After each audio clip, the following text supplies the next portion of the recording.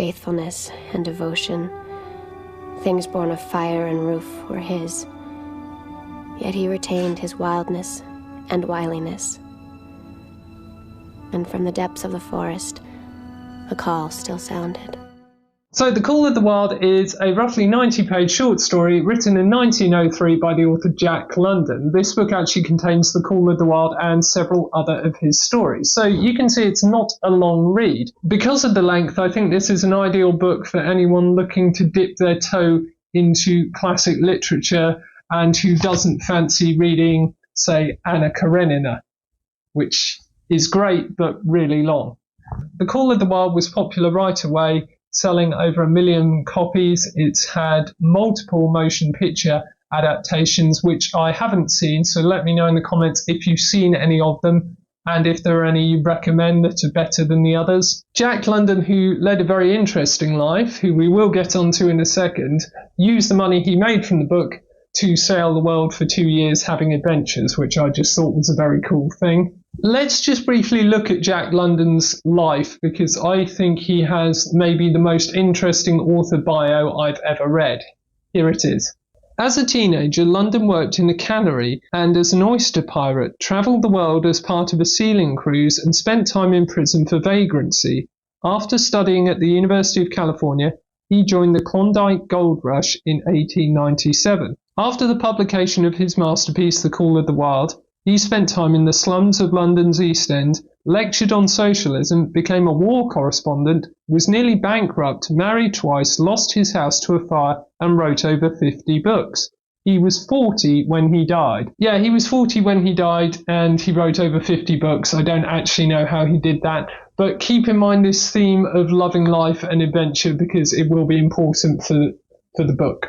The Call of the Wild follows Buck, who is surely a king amongst dogs. He is big, everyone loves him, he's got the run of his homestead, he is a very well-loved and proud dog. And Jack London does a brilliant job, I think, of exploring the canine consciousness in the third person, although not everyone felt that way at the time the book was released. It's worth noting that at the time, some critics said London had given unnatural human thoughts to a dog, and they called him a nature faker, which was actually a growing controversy at the time based on how writers were portraying animals and nature in their writing and what could be considered good nature writing. London responded to this, stating that he had made it clear time and again in his writing that his dog heroes were driven by instinct, sensation and emotion, not by abstract reasoning, and that he had written his stories in line with the facts of evolution. So cancel culture was actually a thing back in 1903, and you could potentially be cancelled for depicting nature incorrectly in your book. Back to the story. Buck is very sadly kidnapped and taken to the Yukon to take part in the Klondike Gold Rush. They need sled dogs there, and they kidnap Buck because he's so big and strong. He is understandably furious about this. He wants to attack his attackers, but he is broken in a gut-wrenching and quite heartbreaking scene, and he accepts his fate and joins a pack of sled dogs, or is taken to join a pack of sled dogs. But Buck is wily and cunning and determined, and he quickly adapts to this new, harsher way of life, the rule of club and fang, as it's called in the book. He learns to sleep in the snow, steal food where he can without getting caught, and to fight off other dogs. He soon begins to enjoy being part of the sled pack, and with his primal self awakened, he kills off his rival and becomes the head of the sled pack. As his owners change and he journeys further into the wilderness, the Call of the Wild sounds stronger, drawing him into the forest and threatening to sever his remaining connection to the domesticated world of humans.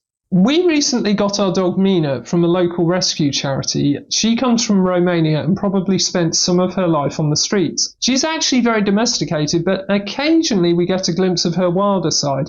We see that primal energy, the sharp alertness, the whip-quick movements, the sudden lack of restraint.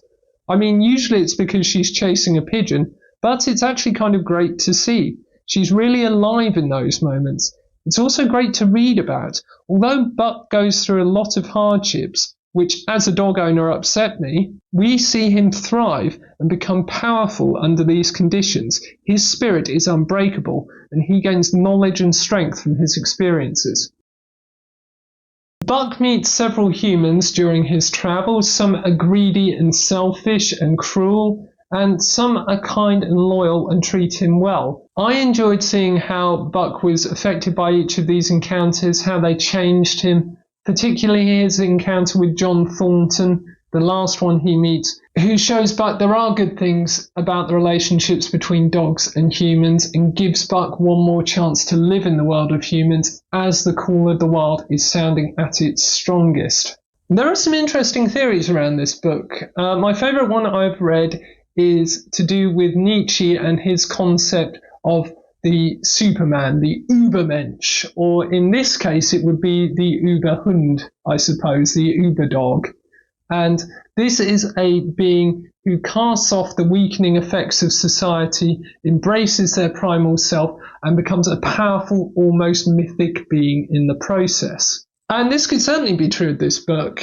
Buck, by the end, has undergone an amazing transformation. He's cast off the shackles of human society, fully embraced his primal self, and he is, by all measures, the Überhound, the Überhund. And he is powerful, wild, and free. Not only can he survive in the wild now, but he thrives in it, he rules it, and he no longer needs human society. Now, hearing that, it might not surprise you to learn that fascists have taken issue with this book in the past, because A, it promotes themes like that of individualism, and B, because they did not like the author Jack London's socialist views. So the Nazis actually burned this book, and it's been banned in several countries. The prose style is naturalistic and straightforward, although it does feature frequent poetic descriptive flourishes. Take this famous passage, for example. Deep in the forest a call was sounding, and as often as he heard this call, mysteriously thrilling and luring, he felt compelled to turn his back upon the fire and the beaten earth around it, and to plunge into the forest, nor did he wonder where or why, the call sounding imperilously deep in the forest.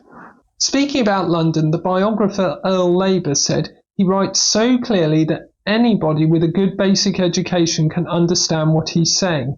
He puts the critics out of business. London's style would be hugely influential on later American authors like Jack Kerouac and Ernest Hemingway. His vivid descriptions of the Yukon make it clear how dangerous and desolate the place is, but they also have a strangely inviting quality, as though the book itself is calling on us to throw off the comforts of modern society and embrace the wilderness, even if it is only for a little while, and even if it is only in our imagination. Looking at Jack London's life, I could easily believe that's something he felt, and he actually said something to that effect a few weeks before his death. The function of a man is to live, not to exist. To me, this book successfully taps into that sense of feeling alive, of primal vitality that comes from being in the wilderness, and couples that brilliantly with thrills, heartbreak, suspense, and triumph in Buck's journey, and I think that's what makes it a classic. I would absolutely recommend reading this one. I really enjoyed it,